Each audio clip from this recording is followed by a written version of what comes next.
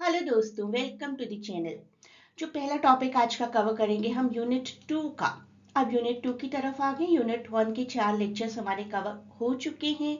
Generic elective gender in modern world, ये subject हम cover कर रहे हैं फॉर दिल्ली यूनिवर्सिटी स्टूडेंट्स, और बहुत से प्रोग्राम्स में ये सब्जेक्ट है, ऑनर्स में भी और प्रोग्राम कोर्सेज में भी। Women in France before the revolution. तो फ्रांस रेवोल्यूशन के बारे में बात करेंगे। फ्रांस में विमेन की क्या कंडीशन थी before the revolution, that is the major topic today. आपकी सेमेस्टर 6 की प्रिपरेशन के लिए मेरे पास प्लेलिस्ट्स भी हैं, और मैं आपको लिंक प्रोवाइड कर दूंगी सब्जेक्ट के अकॉर्डिंग प्लेलिस्ट्स का, और पीडीएफ अवेलेबल है at present modern European drama की। आप लोग स्टार्ट कर सकते हैं। In the meanwhile you will cover it, you will be getting rest of the PDF too. PDF grab करने के लिए आप इस लिंक पर इंक्वायरी कर सकते हैं। The same link I will give in description of this video. There is a dedicated channel also for all the CBCS and NEP students of English Honours Delhi University, जहाँ पर आपको exams के आसपास काफ़ी tips मिलती रहती हैं, videos के अपडेट्स मिलते रहते हैं, और बहुत सी इंपॉर्टेंट इन्फॉर्मेशंस जो कि आपके एग्जाम्स में काम आएंगी। तो इस ग्रुप को भी ज़रूर ज्वाइन करिए। इसका लिंक भी मैं आपको डिस्क्रिप्शन में प्रोवाइड कर दूंगी। देखते हैं हम क्या क्या टॉपिक्स आज कवर करेंगे। Gender in French revolution, women's participation, iconography, this is the major heading of unit 2। इसके अंदर हम आज कवर करेंगे कि फीमेल्स को किस तरीके से इस रेवोल्यूशन में देखा जाता था, और फीमेल्स की क्या इमेज थी, क्या आइकोनोग्राफी थी विमेन की और जेंडर रोल की इन दिस फ्रेंच रेवोल्यूशन। आप लोग जो लिटरेचर को थोड़ा जानते हैं वो जानते ही होंगे कि फ्रेंच रेवोल्यूशन की वजह से रोमांटिसिज्म मोमेंट आया था।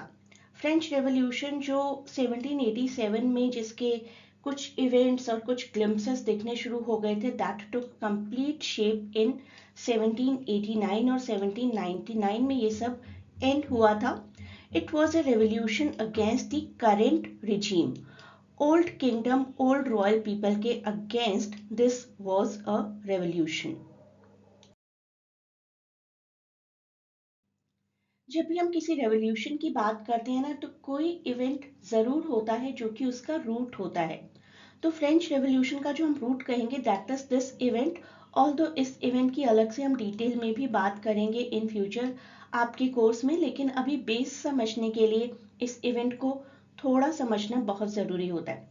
Versailles is a popular city in France, जहाँ पर फीमेल्स ने रेवोल्यूशन किया था against the increasing price of bread. 9 sous to 15 sous increase हो गया था। दैट मीन्स कि इंडिया के approximately we can say more than 60 rupees, 60 rupees की ब्रेड उस टाइम में आना 1789 में, that was a big thing. तो फीमेल्स ने ब्रेड्स के प्राइस के अगेंस्ट मार्च किया था in October, and that came to be very important significant cause of this moment. मैंने बताया था आज हम दो टॉपिक्स करने वाले हैं, तो अब करते हैं आज का पहला topic, the perception of women in France before the revolution.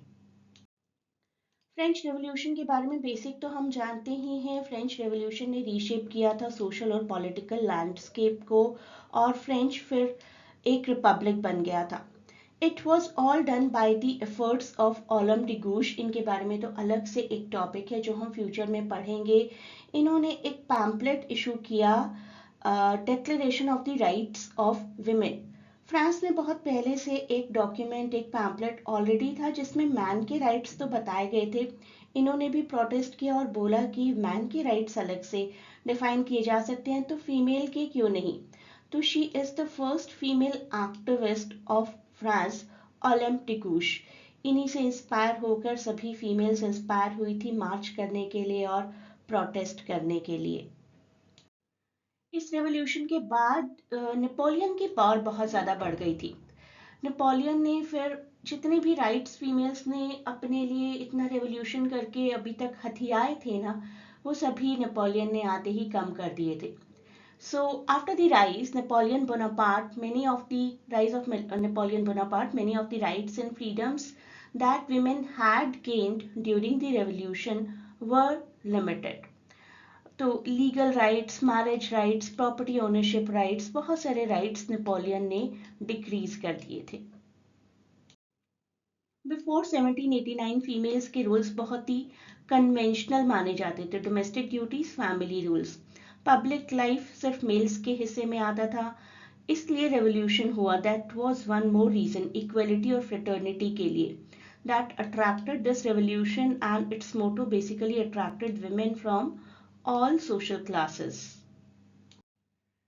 3 तरीके से फीमेल्स ने इस रेवोल्यूशन में पॉलिटिकली पार्टिसिपेट किया. अपर क्लास इंटेलेक्चुअल वुमेन ने, जिन्होंने फीमेल्स के राइट्स और सफरेज यानी कि राइट टू वोट को डिस्कस किया. वर्किंग क्लास वुमेन जो कि सड़कों पर उतर आई और जिन्होंने अफोर्डेबल ब्रेड रेट्स की डिमांड की, बेटर लिविंग कंडीशंस की डिमांड की. और फीमेल्स पॉलिटिकली बहुत एक्टिव हो गई, जिससे अपने सारे इश्यूज, सारी ग्रीवेंसेस, सारी तकलीफें, सारी पीड़ा अपने पॉलिटिकल सिस्टम तक पहुंचा पाई. फीमेल्स एनलाइटेंड हो रही थी, और एनलाइटेंड होने के पीछे वजह थे कुछ फेमस थिंकर्स जैसे कि जॉन जैक रोसो और Voltaire. Both were the prominent figures of enlightenment, both were contemporaries and both were very much intellectual, लेकिन एक दूसरे के adversaries थी. Adversaries होते हुए भी we cannot deny the fact कि दोनों काफी intellectual थे और दोनों ने ही movement को बहुत ज़्यादा promote किया. Not directly promote but provoke किया लोगों को to take some steps if they feel something wrong is being done. इन दो लोगों ने बिल्कुल मोमेंट का रुख बदल दिया था. अगेन आई से नॉट डायरेक्टली. इनके जो व्यू पॉइंट्स थे ना, गलत का विद्रोह करो. पेरिस के जो भी सेलॉन्स थे जहां पर फीमेल्स इकट्ठी हुआ करती थी, वहां पर सेलोनरीज एक वर्ड था which refers to the women who hosted and guided intellectual and social gathering. एक तरीके से रेवोल्यूशन के लीडर्स को सोलानरीज बोला जा सकता था. तो सेलोनरीज जो थे वो नए नए आइडियाज स्प्रेड करते थे एजुकेशन से रिलेटेड, क्लास से रिलेटेड, राइट से related. Although not legally recognized, these women had intellectual influence comparable to men. और इनका एक मोटो हुआ करता था लिबर्टी, इक्वलिटी एंड फ्रेटर्निटी. तो फ्रांस में विमेन की क्या कंडीशन रही वो तो हमने देख लिया. अब देखते हैं कि रेवोल्यूशन में फीमेल्स की क्या आइडेंटिटी रही, क्या आइकनोग्राफी रही. आइकनोग्राफी का मतलब होता है एक आइडेंटिफिकेशन, एक पहचान. Gender studies of the revolution दिखाती हैं कि रेवोल्यूशन होने के बावजूद जेंडर्स में कॉन्ट्रडिक्शंस थे. रेवोल्यूशन ने डेमोक्रेसी तो इंट्रोड्यूस कर दी, लेकिन फीमेल्स एक्सक्लूडेड रही. फीमेल्स को पूरे रेवोल्यूशन में मार्जिनलाइज्ड या अदर्स की तरह ही ट्रीट किया जाता था. जेंडर रोल्स को एनलाइटनमेंट ने इन्फ्लुएंस तो किया, ऐसा नहीं कि बिल्कुल इन्फ्लुएंस नहीं किया. आप लोग मेल्स फीमेल्स के राइट्स के बारे में, मैस्कुलिनिटी फेमिनिनिटी के बारे में डिस्कशन करने लगे थे.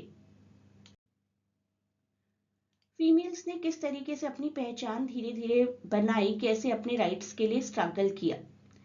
Women's depiction was shaped by their struggles to protect families and communities. एक फीमेल का सबसे पहली जो मांग होती है ना कि मेरी फैमिलीज प्रोटेक्टेड रहें.